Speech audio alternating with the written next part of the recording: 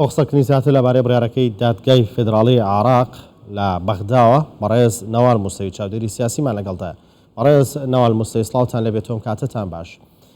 دوای زیاتر لە ساڵێک هەڵبژاردن ئەم حکوومەتی ئێستای عێراق پێکات لەسەر چ بنەمایەک پێکات و تا ئێستا تا چەند پابەندی ئەو ڕێکەوتن بۆ کە کردوێتی بەتایبەت لەگەڵ هەرێمی کوردستانە؟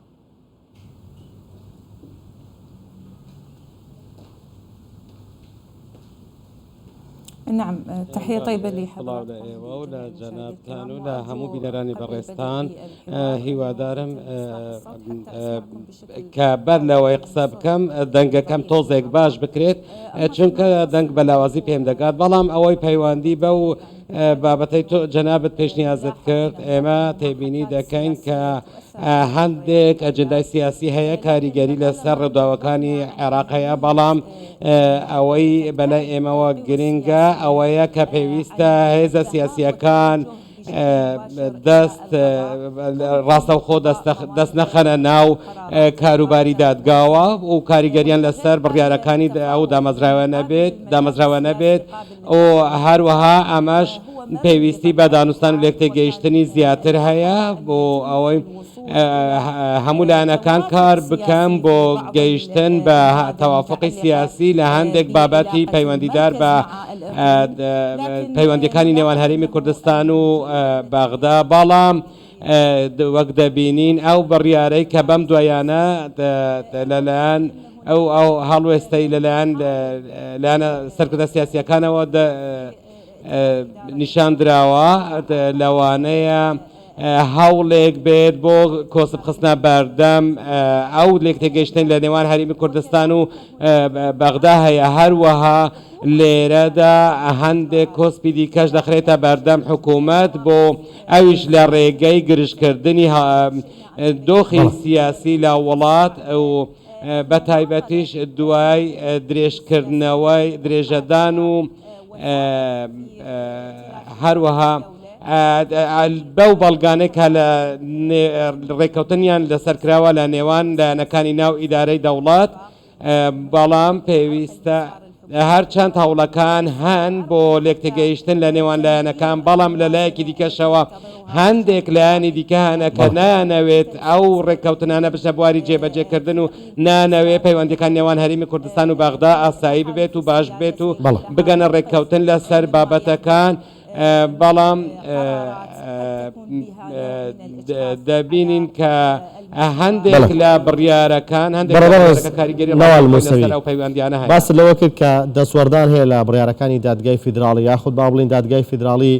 لەژێر هەژمونێکدایە کە ناتوانێت بڕیارەکانی بە تەواوی و بە یاسایی بدات. ئەو کاریگەری لەسەر دادگای فیدراڵی بڕیارەکانی دادگای فیدراڵی هەیە ئەو دەسوەردانی هەیە ناوخۆییە یاخود دەرەکیە؟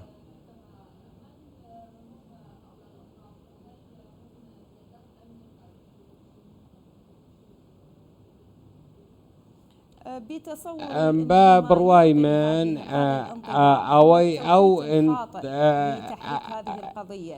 ئەوەی ئەو بۆچوونەی هەیە بەڕای من بۆچوونێکی هەڵەیە بەڵام و ئەو لایەنانن کە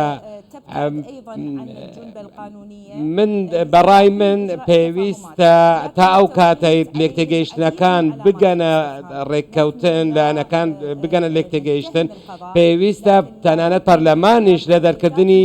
چەند یاسایەک ئەبێ زۆر وریا و ئاگادار بیت بۆ ئەوەی کاریگەری لەسەر بەرژەوەندی گشتی نەبێت. من لەو باوەڕەدام کە پێویستە ئەو ڕێکەوتنانە جێبەجێ بکرێن کە لە نێوان لایەنە سیاسیەکان دەکراون لە کاتی پێکێنانی حکوومەت هەروەها بەڵام من دەڵێم هەندێک لایەن هەنە کە کۆسب دەخەنە بەردەم بە ئەمە ئەوەش لە بیر نەکەین بەڵێ هەندێک فشاری دەرەکی هەیە فشاری ناوخۆیش هەیە بە تایبەت دوای کشانەوەی ژمارەیەک لە کۆمپانیا بیانیەکان کە کۆمپانیەکانی دەرەوە لە عێراق و هەرێمی کوردستان ئەمانەش هەوڵ دەدەن لە ڕێگەی ئەو فشارانەوە تۆڵەی خۆیان بکەنەوە بەڵێ ئەگەر بە دیاریکراوی لەو کاتەدا ئەو دۆسیە نەجوڵێنن لەوانەیە ئەوەندە کاریگەر نەبێت بەڵام ئەوان دەیانەوێت ئەو کاتەیان هەڵبژاردووە بۆ ئەوەی فشارەکانیان سەر بگرن. بەڵێ بەڕێز ناوال موسەی ئەو لە تو باس لەوە کرد کە هەندێک لایەن هەن کۆسب دروستەکان لە بەردەم ڕێکەوتنەکانی نێوان حکوومەتی عراق و هەرێمی کوردستان ئەو لانانە کێن و چێ سوودمەندە لەم بینەیە کە گرفتە نێوان حکوومەتی عراق و هەرێمی کوردستانە هەبێ و هەردوو لاکە دەیانەوێت پابەند بن بە دەستورەوە.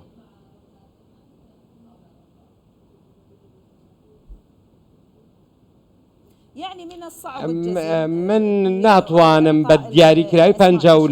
لەسەر ناوەکاندا بنێن بە شێوەیەکی ڕاستەخۆ بەڵام ئێمە لە ڕێگەی ئەو ڕووداوانەوە دەتوانین خوێندنەوەمان هەبێت بۆ دۆخەکە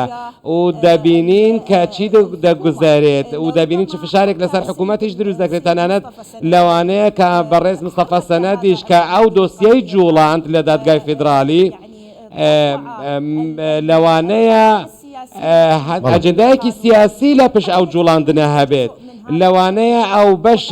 بەشێکی ئەو دۆسیە لەسەر لە ئەستوی ئەو هەبی بەڵام کتلەیەکی گەورە لە پشت جوڵاندنی هەموو ئەو جۆرە کەیسانە هەیە یاخۆت لە پشت ڕێگریکردن لە جێبەجێکردنی ڕێکەوتنەکانی نێوان سەرکردەکاندا هەیە. ئێمە نامانەوێت هیچ تۆمەتێک بخەینە ئاستۆی هیچ کەسێک بەڵام دەبینین چەند ئاماژەیەکەن کە ئەو ئاماژانە لە بەرژەوەندی گشتیدا نییە و حکوومەتیش ئەوە دەزانیت کە ئەو ئاماژانە نە لە بەرژەوەندی حکوومەتی عێراق و نە لە حکوومەتی هەرێمی کوردستانیشدان بۆیە هەموو کەسێک دەتوانێت کە ئەو خوێندنەوەی هەبێت و ئاماژەکانیش بە ئاراستەی بودجان و ئەو لایەنانەی بەشداریان لە هاوپەیمانی ئیدارەی دەوڵەتدا کردووە لەوانەیە ئەوانیش لەژێر هەندێکیان کەوت بنە ژێر هەندێک کاریگەری دەرەکی لەوانش کە هەندێک نایانەوێت بەشێک لە یاساکان تێپەڕێکە لە بەرژەوەندی گشتیدا لەوانش یاسای نەوت و گاز یاسای پرۆژە بودجەی گشتی بەڵام ئێستا ئێمە دەتوانین هەندێک تۆمەت بخەینە ئەستۆ پەرلەمان لە دوای بڕیارەکەی دادگای فیدراڵی پێتان وایە حکوومەتەکەی محەممەد شیع سوودانی وەکو خۆی دەمێنێتەوە بە یەکگرتووی دەمێنێتەوە بۆ پێی کە لە ماوەی ڕابردوودا بەشێک لە لایەنە شیعەکان پشتیان لێکرد ئەگەر زۆر بە کورتی وەڵام بیتەوە سپاس. ئەمەش یەکێکە لەو پرسانەی کە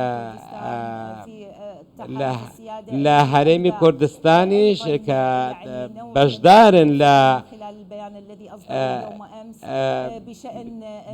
لە پێکێنانی حکوومەت ئەوەش بە تاکید کاریگەری دەبێت چونکە بینیمان کە